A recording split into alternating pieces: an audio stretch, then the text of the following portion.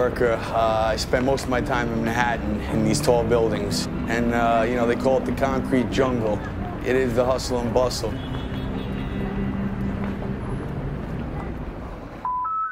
Please enter your eyes. Thank you. Your identity has been verified. Right now, it's at the 105th floor. Eventually, with the spire and antenna, it will be 1776, which is our independence. And that's what this building's about, is you know, rising up and fighting something that's trying to hold you down. From when I go out on my board, I can see this building, and I know I built this building. As far up as I am, you know, I look out and I can see where that water is, where I want to be, and I just want to get down that elevator as fast as possible and get back to that ocean and get back in that water.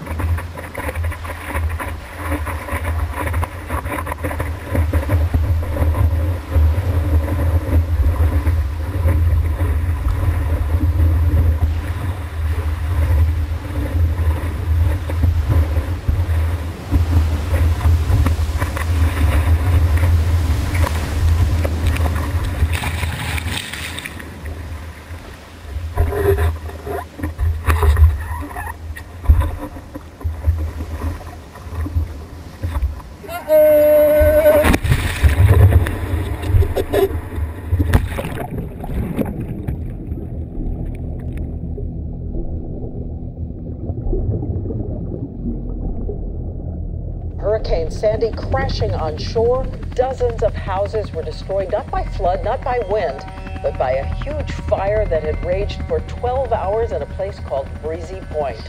And it is home to a lot of New York City firefighters who lived through and fought on 9/11.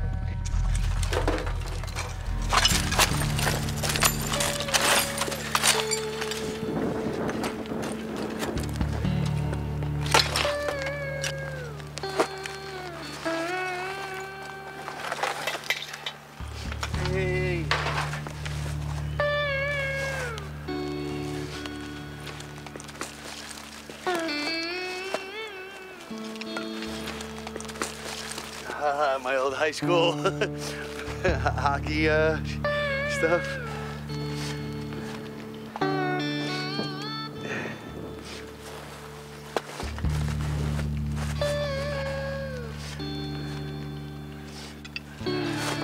Well, yeah, it was crazy. I mean, once the water hit, that's when everything went. My mom kind of had the idea in her head it wasn't going to be that bad, and she decided to stay, and I kept pressuring her. You have to go, you have to go, you have to go. I wasn't leaving because I didn't want her to be by herself. They never expected the water to rise that high. It was at least 6 feet. I mean, eventually we started seeing the water recede, and we thought we were just gonna have flood damage. And then overhead we saw the embers, and that's when the fire started, and we knew it was all lost. Have you guys called the fire, anyone? I pretty much was just going down the blocks trying to help people, and people were carrying babies and things like that. So I was trying to tell them, listen, you know, there's safe houses over here, and they were being evacuated from there. I pretty much knew my house was up when it just jumped right across, and then boom, that was it. The fire went up and the house went down. I was talking with one of the firemen who's, I think he was 10 years on the job, and he said, I feel like I'm a rookie because we can't do anything. We can just watch this burn.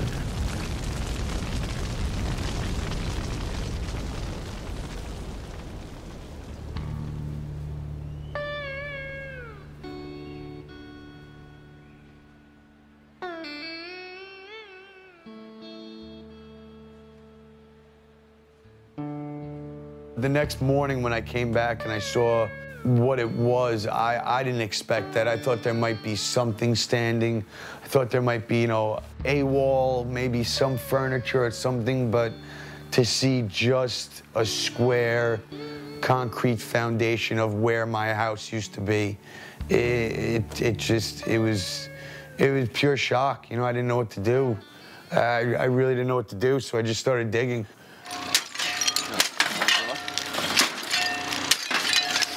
There we go, some Purell. You could use that right now. And that's always a keeper.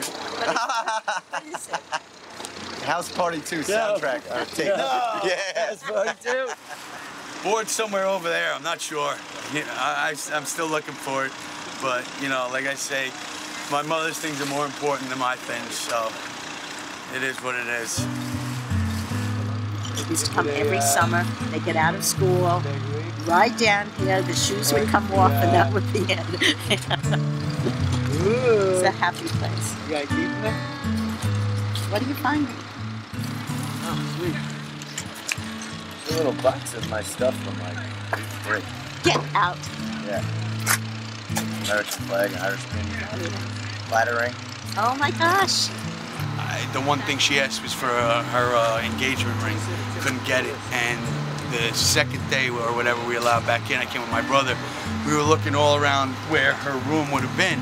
There was the one tiny little box sitting on the back of the house, like, you know, and we looked at it, and I looked at my brother, he picked it up, he shook it, and I was just like, Maddie, that's it, you know, like, that's the exact thing Mom wanted. Our father had passed away when I was 16, and it was just the one thing she wanted. It was my husband's grandmother's. I'm so happy to find it for me. They're so terrific. They really are. Oh my goodness. Oh my goodness, you and Michael.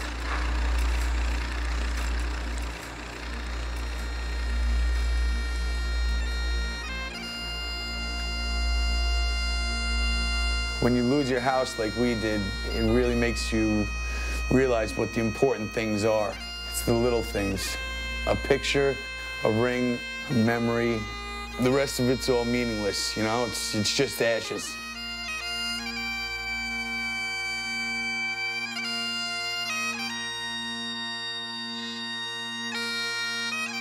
In this situation, everyone's life has been affected, so everyone is just ready to help each other out, no matter what it is.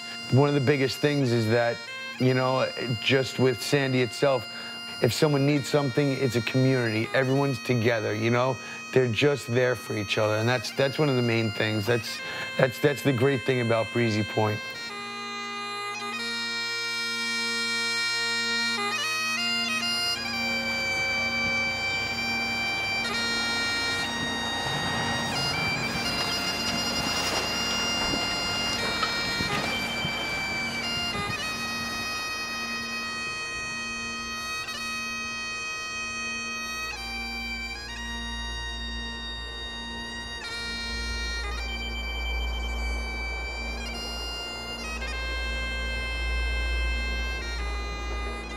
I kind of was digging, you know, not only for the family pictures and things like that, I was digging for that board, hoping it was underneath some debris or something like that, maybe a couple of dings or whatever.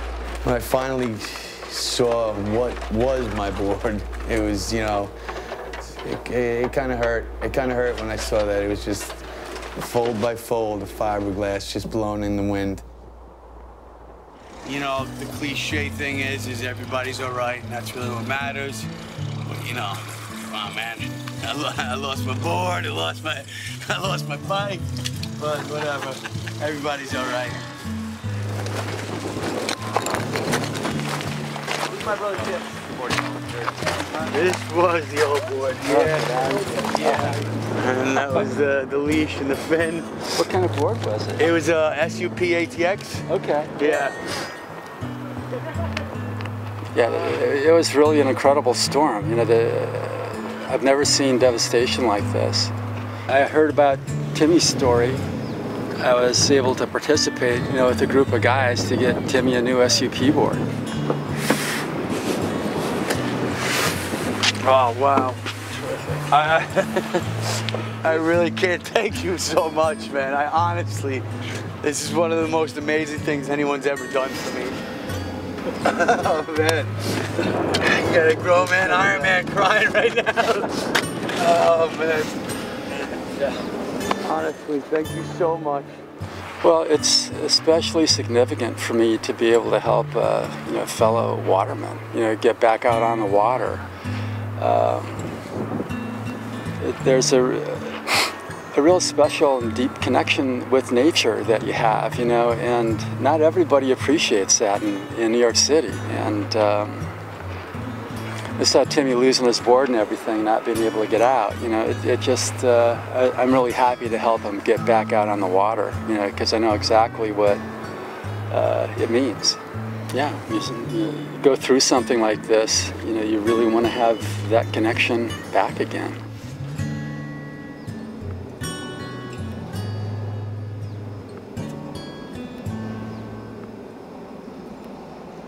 Once again, honestly, thank you so much. I really do appreciate it. It means so much to me.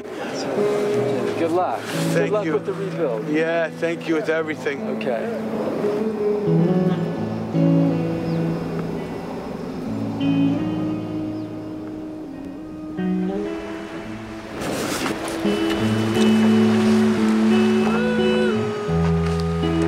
When you're out in the water, you get the sense of being a part of something much bigger than yourself. We are not separate from nature, you know, it just, we are a part of nature.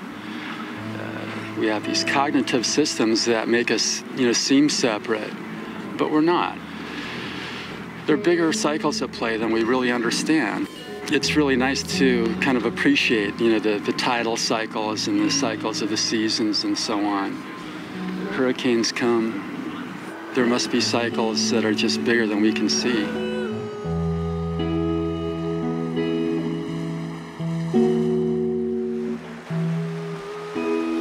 When you can be by yourself, or even with other people, and you're out on a wave, you know, you're out playing in, you know, the ocean, a different part of your brain is activated, you know, a different part of your spirit is activated. And you come back to your relationships and your situations, you know, with a fresh perspective. It makes a huge difference.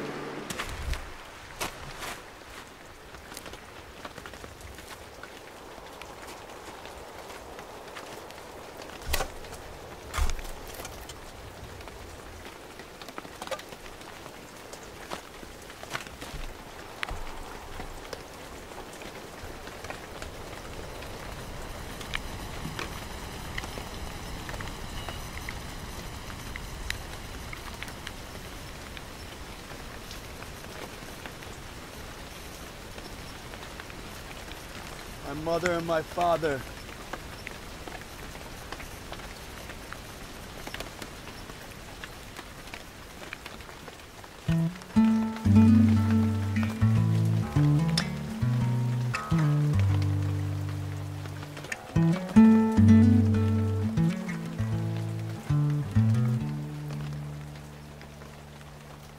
Better than torn,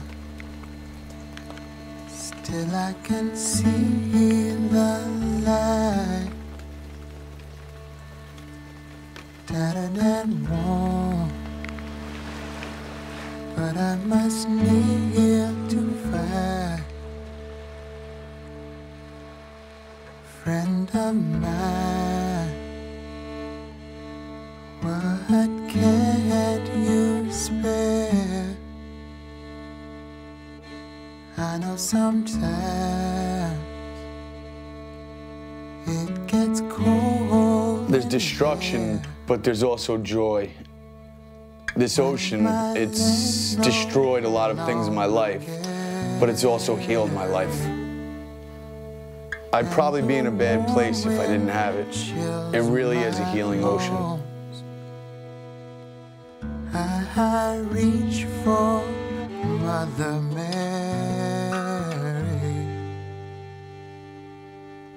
and I shall not walk alone.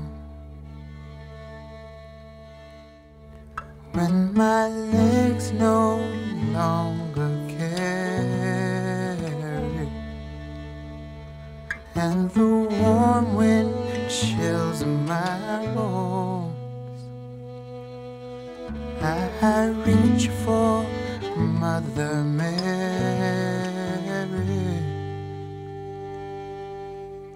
and I shall not walk alone.